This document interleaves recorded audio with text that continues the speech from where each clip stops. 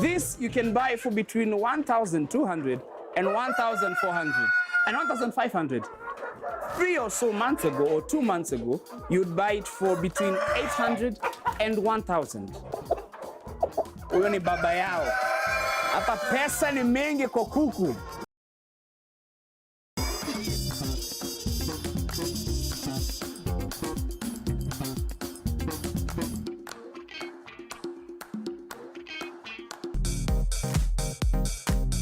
In this section, I'm joined by Dr. Mary Ambula and Dr. Gashero of Egerton University.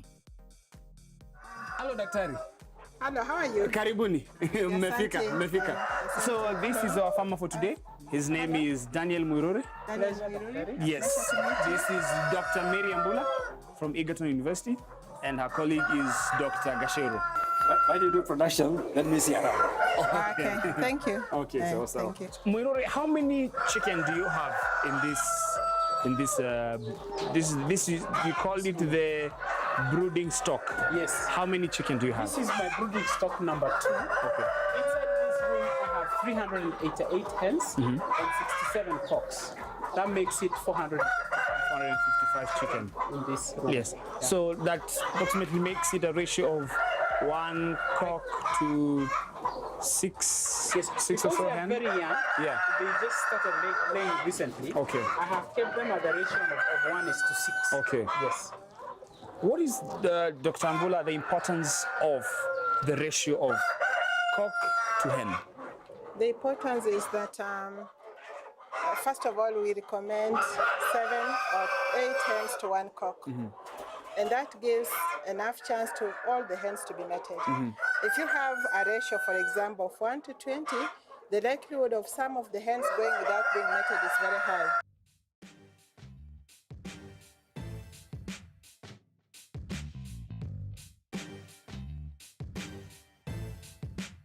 What particular kind of chicken are these? I remember you mentioning that they are improved. This is KARI improved Kienyeji chicken. Okay. Yes. KARI. What they told us is that they did a research over a period of time, crossbred the local Kienyeji chicken, and then they improved it to get to this, the current breed that they gave us. Okay.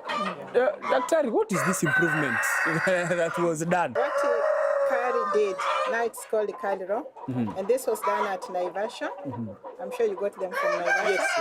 So what KARI did was to buy, we call them indigenous ecotypes, local chicken from different communities across the nation. So they bought from Kakamega, Bomet, from Taita Taveta, from wherever, Kericho, Nandi. They bought of some chicken, cocks and hens, and took them to the breeding center at Naivasha. Then they observed them for different qualities, like those that could grow faster, those that were strong, robust with strong legs, those that laid strong eggs. There were certain parameters that guided them. Then they selected lines. They selected some cocks from the different ecotypes, and then they crossed them with the hens. And then they came up with what they call improved chicken.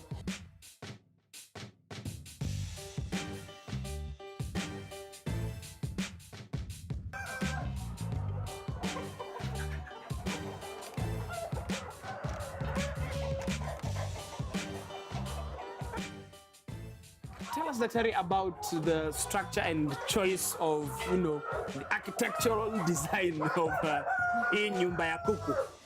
This house is called deep litter house. Okay. There is another one called battery cage. This is deep litter. Deep litter house is basically the way it looks like. The roof is solid, but the translucent sheet is supposed to bring in a lot of light. Okay. It is important for us to know that hens will not lay in the dark. Yes. They need sufficient light. So all poultry houses meant for layers must have a translucent sheet. Then there should be sufficient ventilation, as you can see.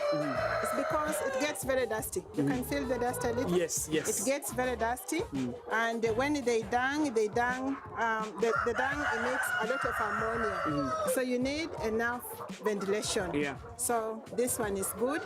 And then the other thing is to have litter on the floor. This is bedding. Okay. And you see some birds, they like to play in sand if they're outside. So you need to provide for them enough bedding material like this so they play.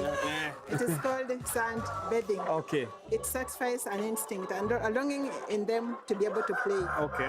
Then apart from the housing, you need facilities like this, drinkers. Okay. This is a drinker, and you can see it is suspended above the litter. Yes. And the reason is because if you leave this one on the litter, the birds will climb in, Step on and it. soil Yeah. and soil the water. Yeah. And once they soil the water, they don't want to bring it again. Yeah. I need to mention that it is important for the bowl to be painted red. Sometimes you find them painted blue or even purple. Why red? It's because birds or the chicken, they recognize red color. So when it is there, then it draws them. Then they get curious to see what is there. Then they get the water. Then you need a structure like this one behind here. It's called a perch or a roost. And you can see the birds are very happy to perch. On your chilling area. Yes. It's in a chill. So when they climb on top to perch, it again satisfies the instinct in them to stay up in trees. And it keeps them busy, so they will not now eat eggs or bite each other. Okay. So it is good to have this.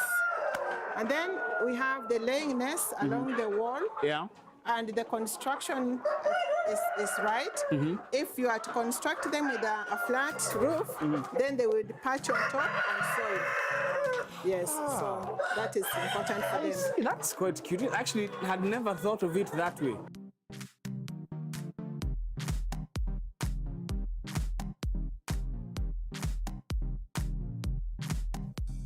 Let's try and do some bit of looking for money.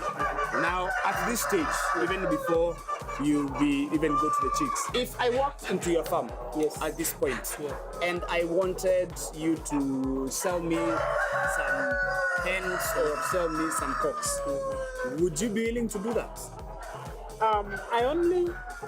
For now, I would only sell my excess cocks. Okay. So when I have excess cocks, like when I just have a new breed, I do sell, we call them breeder cock. Okay. A breeder cock costs 1,500 shillings. Yes. 1,500? Yes. Yogo? Yes. Interesting. Okay, so from here, now after they have laid their eggs, you've collected the eggs, then you take them somewhere else. Collecting, you don't just collect. Okay. You have to make sure the hands are clean. This is because you may be introducing bacteria to the eggs. And you will see that. Even when my staff are picking, they will actually have to ensure they are clean. Okay. Then you come with a tray, and then when you pick the egg, you don't just place it. You've got to look at the pointed edge should face down. Why is that, Daktari? The air cell is found at the top, the broad The side. flatter. Yes, the air cell is there. Okay. And you need to protect that air cell because when the chick will be developing inside the shell, it needs air, it needs oxygen. Yes. So if that point is broken, then the chick will not be able to get oxygen, it will not hatch, it will die. Okay. All right. That is the reason you place the egg upside down. Okay, so that is the importance of having the egg upside down. So then after that, you collect them and then we take them elsewhere. To produce well and have good resistance against diseases, birds need adequate quantities of good quality feed and clean water. Depending on the time of year, they will be able to find part of their feed by scavenging in the surroundings of the household, but often they need an extra supply of nutrients in order to gain weight and to lay a good quantity of eggs.